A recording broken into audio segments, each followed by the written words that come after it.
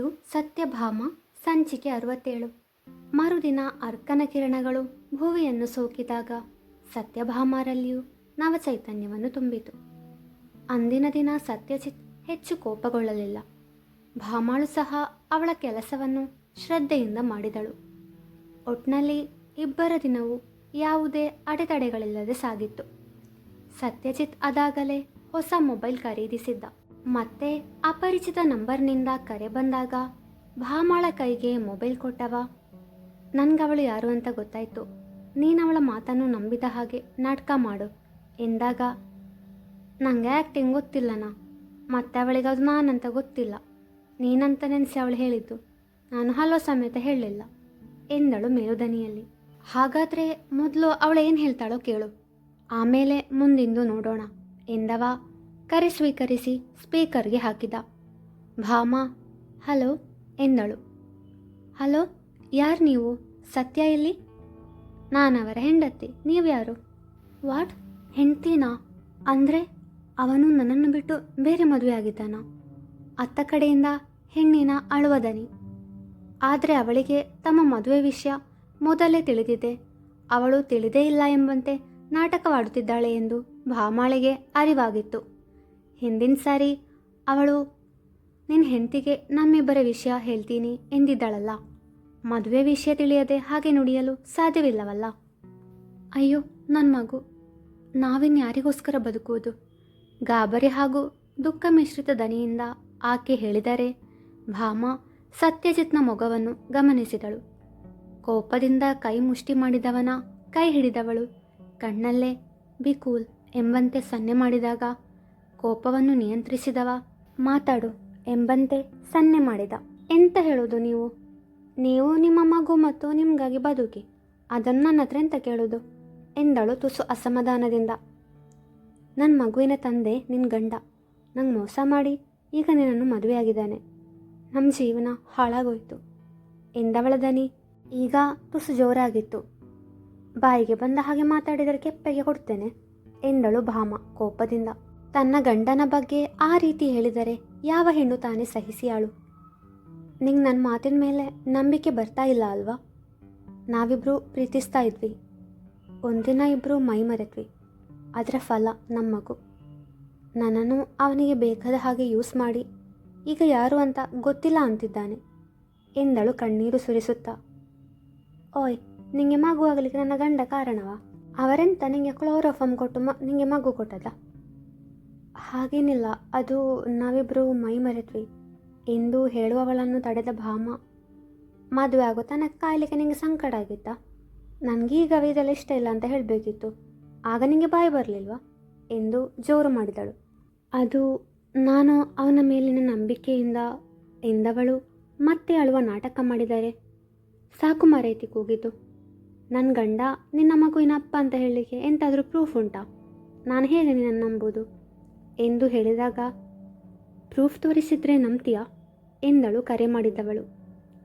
ಸುರುವಿಗೆ ನೀನು ಪ್ರೂಫ್ ತೋರಿಸು, ಮತ್ತೆ ನೋಡುವ ಎಂತ ಅಂತ. ಆಯಿತಾ ಎಂದಾಗ, ನಾನೀಗಲೇ ವಾಟ್ಸಪ್ಗೆ ಪ್ರೂಫ್ ಕಳಿಸ್ತೀನಿ ಎಂದವಳು ಕರೆ ಸ್ಥಗಿತಗೊಳಿಸಿದರೆ ಸತ್ಯಜಿತ್ ಭಾಮಾಳೆಡೆಗೆ ಉರಿ ನೋಟ ಬೀರಿದ. ಎಂತಾಯ್ತು ಮಂಗಣ್ಣ ಎಂದು ಕೇಳಿದಳು ಮುದ್ದಾಗಿ. ನಾನು ಅವಳ ಮಗುವಿಗೆ ತಂದೆ ಅಲ್ಲ. ಏನು ಹೇಳಿದೆ ನೀನು ಅವಳ ಬಳಿ? ನಾನು ಅವಳ ಪ್ರಜ್ಞೆ ತಪ್ಪಿಸಿ ಅವಳನ್ನು ಪ್ರೆಗ್ನೆಂಟ್ ಮಾಡಿದಂತಲ ಎಂದಾಗ ತನ್ನ 32 ಹಲ್ಲುಗಳನ್ನು ಪ್ರದರ್ಶಿಸಿ, ಅದು ಹಾಗಲ್ಲ ಮಂಗಣ್ಣ, ಅವಳೆಂತ ಹೇಳಿದ್ದು, ನೀನವಳ ಮಗುವಿನಪ್ಪ, ನೀನು ಅವಳಿಗೆ ಚೀಟ್ ಮಾಡಿದಂತಲ್ಲ, ಹಾಗಾದರೆ ಅವಳಿಗೆ ಗೊತ್ತಿಲ್ಲದವಳು ಪ್ರೆಗ್ನೆಂಟ್ ಆಗಿದ್ದ. ಎಲ್ಲ ನನ್ನ ತಲೆ ಮೇಲೆ ಹಾಕಲಿಕ್ಕೆ ನೋಡಿದ್ಲು, ನನಗೆ ಸಿಟ್ಟು ಬಂತು, ಅದಕ್ಕೆ ಹಾಗೆ ಹೇಳಿದ್ದು ನಾನು ಎಂದವಳು ತಾನಾಡಿದ ಮಾತಿಗೆ ಸಮಜಾಯಿಷಿ ನೀಡಿದಾಗ ವಾಟ್ಸಪ್ಗೆ ಸಂದೇಶ ಬಂತು. ಅನಾಮಿಕೆ ಕೆಲವು ಫೋಟೋಗಳನ್ನು ಕಳುಹಿಸಿದ್ದಳು.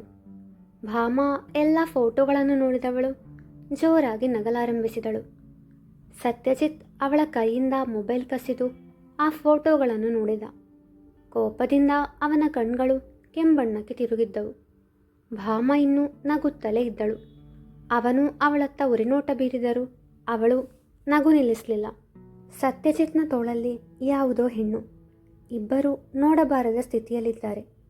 ತನ್ನ ಪತಿಯ ಇಂಥ ಫೋಟೋಗಳನ್ನು ನೋಡಿದರೆ ಯಾವ ಹೆಂಡತಿಯಾದರೂ ಗಂಡನ ಕೊರಳ ಪಟ್ಟಿ ಹಿಡಿದು ಯಾಕೆ ಹೀಗೆ ಮಾಡಿದೆ ಎಂದು ಕೇಳುತ್ತಿದ್ದಳು. ಆದರೆ ಭಾಮ ನಗುತ್ತಿದ್ದಾಳೆ. ಸತ್ಯಜಿತ್ಗೆ ಅವಳ ನಗು ನೋಡಿ ನಖಶಿಖಾಂತ ಉರಿದು ಹೋಯಿತು. ಅವಳ ತೋಳುಗಳನ್ನು ಬಿಗಿಯಾಗಿ ಹಿಡಿದಾಗ, ಬಿಡು ಮಂಗಣ್ಣ, ನೋವಾಗ್ತದಾ ಎಂದಳು ಮುಖಕ್ಕೆ ಉಚ್ಚಿ. ಹೇಳು, ಇಂಥ ಫೋಟೋ ನೋಡಿ ನಗು ಬರ್ತಿದ್ಯಾ ನಿಂಗೆ? ತುಸು ದನಿ ಏರಿಸಿ ಕೇಳಿದ. ನನಗೆ ನಿನ್ನ ಮೇಲೆ ವಿಶ್ವಾಸ ಉಂಟು. ಆ ಫೋಟೋ ನೋಡಿ ನಿನ್ನ ಮೇಲೆ ವಿಶ್ವಾಸ ಹೋಗಲಿಕ್ಕಿಲ್ಲ. ನಾನೇ ಗಡಿದಂತ ಗೊತ್ತುಂಟಾ? ನಾವು ಎಂಜಿನಿಯರ್ ಅಂತ ಅವಳಿಗೆ ನೆನಪಿಲ್ಲ ಕಾಣ್ತದೆ. ಆದರೂ ಸಹ ಚಂದ ಎಡಿಟಿಂಗ್ ಮಾಡಿದ್ದಾಳೆ ಅಲ್ಲ ಎಂದಾಗ ತನ್ನ ಹಿಡಿತ ಸಡಿಲಿಸಿದವ. ಅಂದರೆ ಆ ಫೋಟೋ ಎಡಿಟ್ ಮಾಡಿದ್ದು ಅಂತ ಗೊತ್ತಾಗಿ ನಗ್ತಿದ್ಯಾ ಎಂದು ಪ್ರಶ್ನಿಸಿದ. ಹೌದು ಎಂಬಂತೆ ತಲೆ ಆಡಿಸಿದಳು ಭಾಮ. ಆತುರಪಟ್ಟು ಅವಳನ್ನು ನೋಯಿಸಿದೆ ಎಂದು ಅವನ ಮೇಲೆ ಅವನಿಗೆ ಬೇಸರವಾಯಿತು. ಸಾರಿ ಎಂದ ಅವಳ ಮೊಗವನ್ನು ಬೊಗಸೆಯಲ್ಲಿ ಹಿಡಿದು. ಪ್ರಶ್ನೆ ಇಲ್ಲನಾ, ನೀನು ಹೇಗೆ ಅಂತ ನನಗೆ ಗೊತ್ತುಂಟು. ಆದರೆ ಒಂದು ಸಂಗತಿ ಹೇಳ್ತೇನೆ, ಸಿಟ್ಟು ಮಾಡಬೇಡಾಯ್ತಾ ಎಂದವಳೆ. ನಮಗೆ ಲೈಫಲ್ಲುಂಟಲ್ಲ, ಸ್ವಲ್ಪ ಆದರೂ ಪೇಷನ್ಸ್ ಬೇಕು ಮಾರೆ. ಸಿಟ್ಟು ಎಲ್ಲರಿಗೂ ಸಹ ಬರ್ತದೆ. ಆಗ ಎಂತ ಮಾತಾಡ್ತೇವೆ ಅಂತ ಗೊತ್ತಾಗೋದಿಲ್ಲ. ನಮ್ಮ ಸಿಟ್ಟಿಂದ ಇನ್ನೊಬ್ಬರಿಗೆ ಬೇಜಾರಾಗ್ತದೆ ಅಂತ ಸಹ ಅರ್ಥ ಆಗೋದಿಲ್ಲ. ಅದಕ್ಕೆ ಸಿಟ್ಟು ಬಂದಾಗ ಸುಮ್ಮನೆ ಕೂತ್ಕೊ, ರಿಯಾಕ್ಟ್ ಮಾಡಬೇಡ ಎಂದಳು. ಅವಳ ಮಾತುಗಳು ಅವನ ಮನ ಮುಟ್ಟಿತು. ಸಾರಿ ಎಂದ ಮೃದುವಾಗಿ. ಎಷ್ಟು ಸಲ ಹೇಳ್ತಿ ಮಾರೆ ಎಂದಳು ನಗುತ್ತಾ. ಅವಳನ್ನು ತನ್ನ ಎದೆಗೊರಗಿಸಿದನವ. ಅವನ ಹೃದಯ ಬಡಿತ ಕೇಳುತ್ತಾ ಕಣ್ಣು ಮುಚ್ಚಿದವಳ ಮೊಗದಲ್ಲಿ ಚಂದದ ನಗುವಿತ್ತು.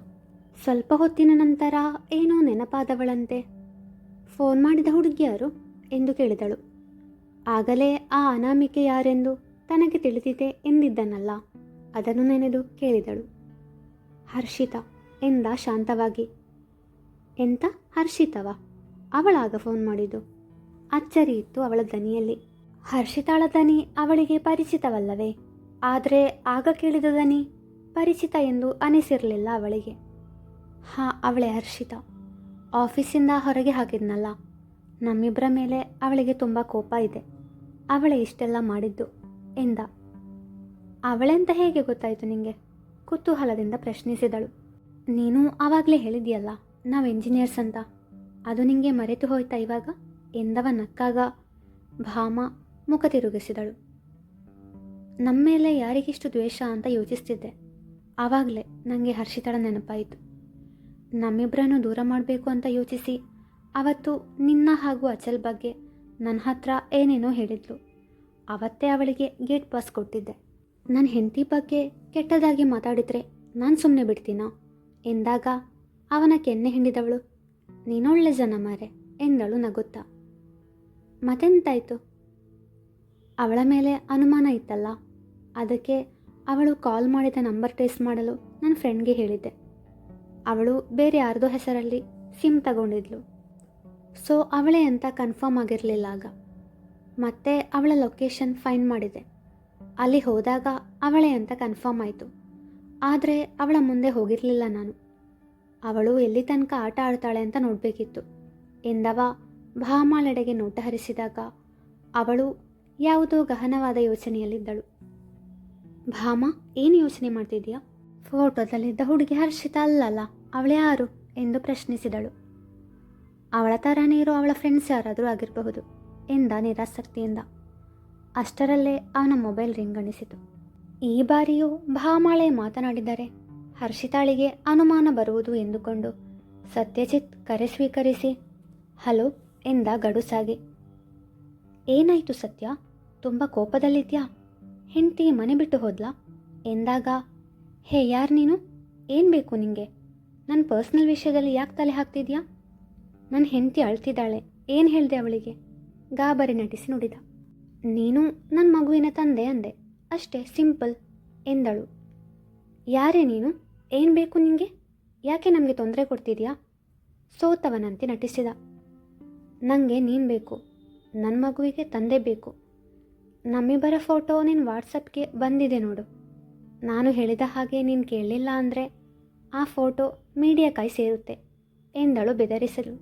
ನೀನೇನು ಹೇಳಿದ್ರು ಕೇಳ್ತೀನಿ, ಪ್ಲೀಸ್ ಆ ಫೋಟೋನ ಮೀಡಿಯಾಗೆ ಕೊಡಬೇಡ ಎಂದ ವಿನಂತಿಸುವಂತೆ. ಹಾಗಾದರೆ ನಾಳೆ ಈವ್ನಿಂಗ್ ನಾನು ಕಳುಹಿಸುವ ಲೊಕೇಶನ್ಗೆ ಬಾ ಆಮೇಲೆ ಏನು ಮಾಡಬೇಕು ಅಂತ ಹೇಳ್ತೀನಿ. ಬಾಯ್ ಸ್ವೀಟ್ ಹಾರ್ಟ್ ಎಂದು ಕರೆ ಸ್ಥಗಿತಗೊಳಿಸಿದಳು. ಅವಳನ್ನು ಹಿಡಿಯಲು ಅವನು ಬೀಸಿದ ಬಲೆಗೆ ಅವಳೇ ಬೀಳಲು ತಯಾರಾಗಿದ್ದಾಳೆ. ಎಂಥ ಆ್ಯಕ್ಟಿಂಗ್ ಅವಳದು.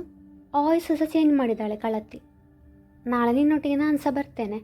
ಅವಳ ಕೆಪ್ಪೆಗೆರಡು ಕೊಡದಿದ್ದರೆ ನನಗೆ ಸಮಾಧಾನ ಸಿಗಲಿಕ್ಕಿಲ್ಲ ಎಂದಳು ಭಾಮ ಕೋಪದಲ್ಲಿ.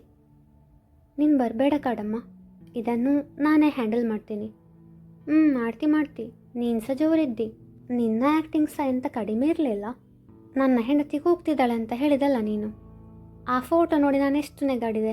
ನಿನಗೆ ಬಡಾಯಿ ಬಿಡುವುದೇ ಕೆಲಸ. ನೋಡ ಮಂಗಣ್ಣ, ನಾಳೆ ನಾನು ಸಹ ನಿನ್ನೊಟ್ಟಿಗೆ ಬರ್ತೇನೆ. ನೀನು ಬೇರೆಂತ ಹೇಳಬೇಡ. ಅವಳಿಗೂ ಹಠವೇ. ಹರ್ಷಿತಾಳನ್ನು ನೋಡಿ ಮಾತನಾಡುವ ತನಕ ಅವಳಿಗೂ ನೆಮ್ಮದಿಯಿಲ್ಲ. ಮರುದಿನ ಸತ್ಯಜಿತ್ ಬರಬೇಕಾದ ಸ್ಥಳದ ಮಾಹಿತಿಯನ್ನು ವಾಟ್ಸಪ್ಗೆ ಕಳುಹಿಸಿದಳು ಹರ್ಷಿತಾ. ಬರುವಾಗ ಒಬ್ಬನೇ ಬಾ ಎಂದು ಸಂದೇಶವು ಕಳುಹಿಸಿದಳು. ಅವನ ಕೈಯಿಂದ ಮೊಬೈಲ್ ಕಸಿದು ಹರ್ಷಿತಾ ಕಳುಹಿಸಿದ ಸಂದೇಶವನ್ನು ನೋಡಿದವಳೆ. ನಾನು ನಿನ್ನೊಟ್ಟಿಗೆ ಬರ್ತೇನೆ. ಅವಳ ಕಣ್ಣಿಗೆ ಕಾಣದ ಹಾಗೆ ಎಲ್ಲಿಯಾದರೂ ಅಡಗಿ ಕೂತ್ಕೊಳ್ತೇನೆ. ಅವಳು ಹಠ ಮಾಡಿದಾಗ ಅವನಿಗೆ ಅವಳ ಮಾತಿಗೆ ಸಮ್ಮತಿಸಲೇಬೇಕಾಯಿತು. ಮುಂದುವರಿಯುವುದು